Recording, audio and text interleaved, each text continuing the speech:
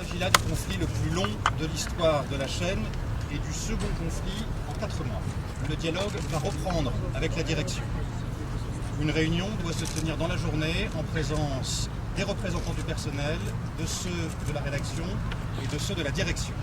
Ce mouvement est mené entre autres pour garantir l'indépendance de la rédaction, pour garantir une information rigoureuse, fiable et crédible. Merci aux téléspectateurs, à ceux qui sont ici aujourd'hui et à ceux qui nous envoient leur soutien sur les réseaux sociaux quotidiennement depuis le début du conflit. Merci à nos consoeurs et à nos confrères qui sont là aujourd'hui. Leurs messages nombreux et leur mobilisation nous aident. Merci également aux personnalités, aux élus qui sont présents ce mardi. Et merci enfin à tous ceux qui nous ont apporté leur soutien et qui nous ont encouragés ces derniers jours. Merci à tous.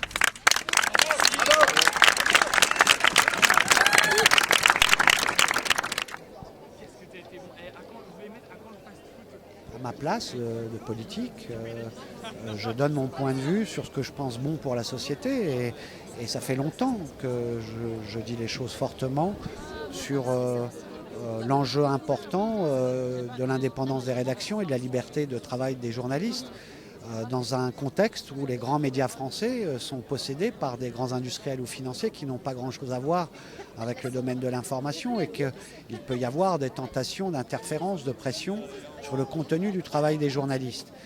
La méthode est brutale, beaucoup plus même brutale que je pouvais l'imaginer, et qu'il y a une résistance des journalistes. Il faut la saluer.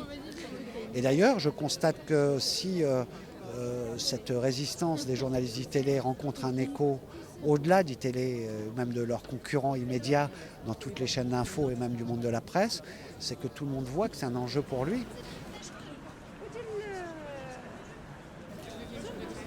Moi, je pense que la direction, elle est engagée dans un dialogue. Et ça, de toute façon, c'est positif. Ma posture, c'est qu'on cherche une voie de sortie. Ma posture et la posture de cette rédaction, c'est que c'est dans l'intérêt de personne de poursuivre ce mouvement.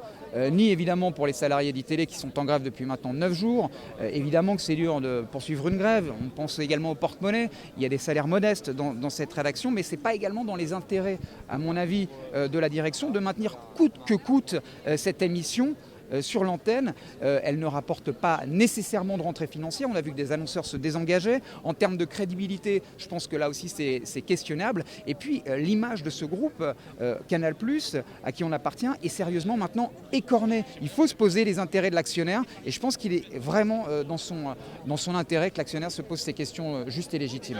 En tant que journaliste, simple journaliste, c'est important d'être ici parce que les confrères d'ITélé, ils se battent depuis 9 jours. C'est un combat qui est difficile, qui leur coûte, ils se mettent en danger professionnellement et je pense que c'est important que les journalistes comme moi qui ont la chance de travailler dans des rédactions indépendantes où leur travail est soutenu et valorisé par les gens qui sont au-dessus de nous.